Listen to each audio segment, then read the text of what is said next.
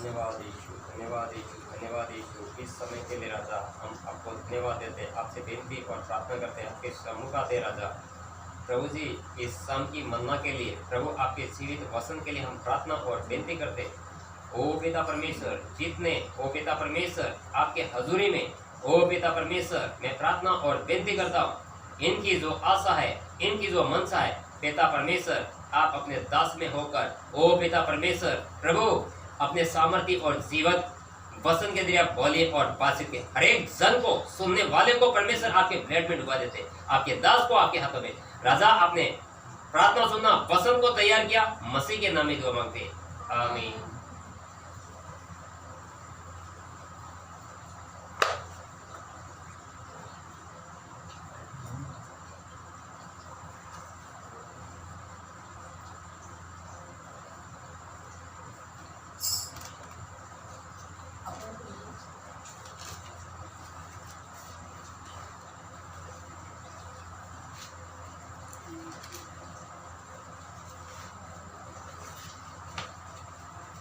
Daniel की पुस्तक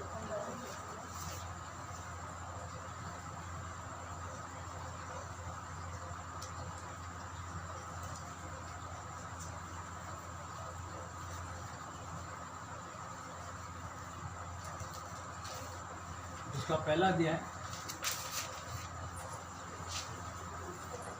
और उसके 8वें पद को हम देखेंगे। यहाँ यूं लिखा है, परंतु दानियल ने अपने मन में ठान लिया कि वे राजा का भोजन खाकर और उसके पीने का दाख मधु पीकर अपवित्र ना होए। इसलिए उसने खोजों के प्रधान से विनती की कि उसे अपवित्र ना होना पड़े। हम यहाँ पर देखते हैं कि क्यों दानियल ने भोजन को सबसे महत्वपूर्ण माना है, क्यों उसने राजा के भोजन को और पीने की जगह पर दाख मधु को पीने के लिए क्यों मना किया। ऐसा क्या कारण है जिसके कारण से वो शाही भोजन को मना कर रहा है।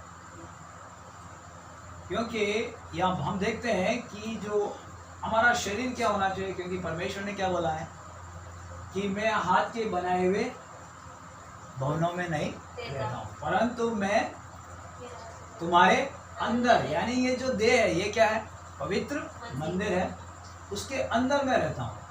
तो देह कब पवित्र होती, देह कब पवित्र होती, क्योंकि यहाँ पर डैनियल जो है वो भोजन के ऊपर इसीलिए महत्व दे रहा है कि हमारा जो शरीर है वो किसके द्वारा चलता है, भोजन के द्वारा चलता है। किसके द्वारा चलता है, भोजन के द्वारा चलता है।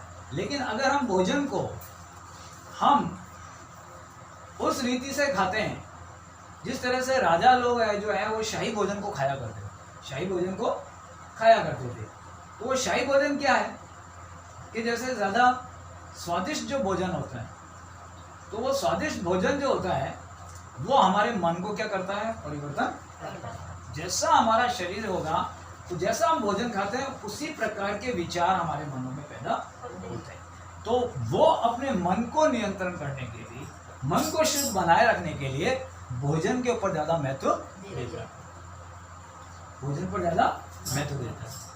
और इसलिए वो प्रधान के खोजे से, राजा का जो प्रधान का खोजा था उसको वो रिक्वेस्ट करता, विनती करता, और इस कारण से कि मैं उस भोजन से अपवित्र ना हूं जिससे कि मैं परमेश्वर के सामीप्य से दूर हो जाऊं। और इसीलिए परमेश्वर यहाँ 90 पद में दे रहा है, परमेश्वर ने खोजों के प्रधान के मन में दानियल के प्रति कृपा और दया भरी, और इसलिए उसके कठोर हृदय को परमेश्वर ने क्या किया, पिघला दिया। और तब वो उनसे बोलता है, खोजों के प्रधान को, दानियल मैं अब क्या बोल रहा है वो, मैं अपने स्वामी के राजा से डरता हूँ। उसने जो खाना पीना अगर ठहराया और अगर तुम्हारे चेहरों को उसने उदास देखा दूसरे जवान व्यक्तियों से, तो वो मेरे को क्या करेगा, मरवा डालेगा। तब डैनियल क्या कह रहा है कि तू हमको क्या दिया कर, साधारण भोजन दे। क्या साधारण भोजन, यानी कि साग पात और साधारण पीने का पानी दे, और हमको क्या कर, 10 दिन हमको परख करके ये खाना दे करके साग पात और हमको दे करके देख।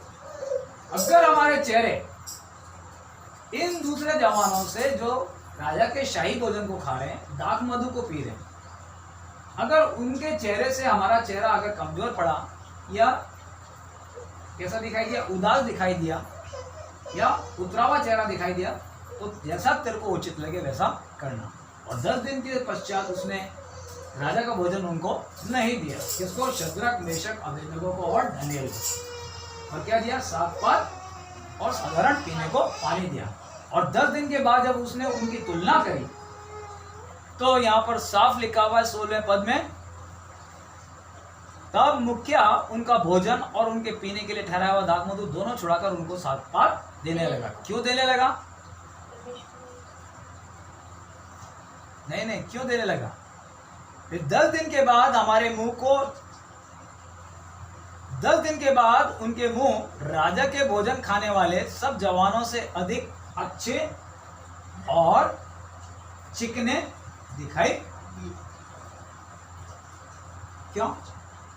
कि अगर आपका भोजन सही है तो उस भोजन का असर हमारे मन पर पड़ता है, हमारे मन पर पड़ता है। और जिस प्रकार का अगर हम सात्विक या साधारण भोजन को खाते हैं, जिसमें परमेश्वर क्या करता है? हमारे मन को आशीषित करता है और हमारे अंदर शुद्ध विचार और पवित्र विचार उत्पन्न होता है। और इस कारण से उनके चेहरे पर क्या था? नूर था और चिकने थे, यानी बिल्कुल चेहरे पर खिंचाव नहीं था, झुर्रियां नहीं थी, उसकी त्वचा पर क्या थी?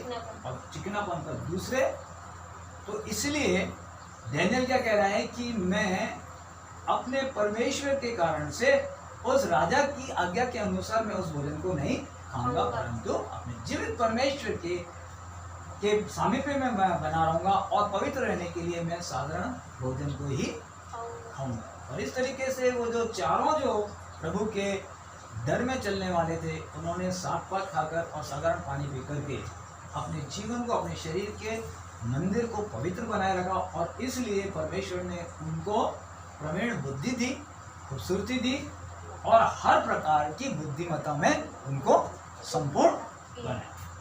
I am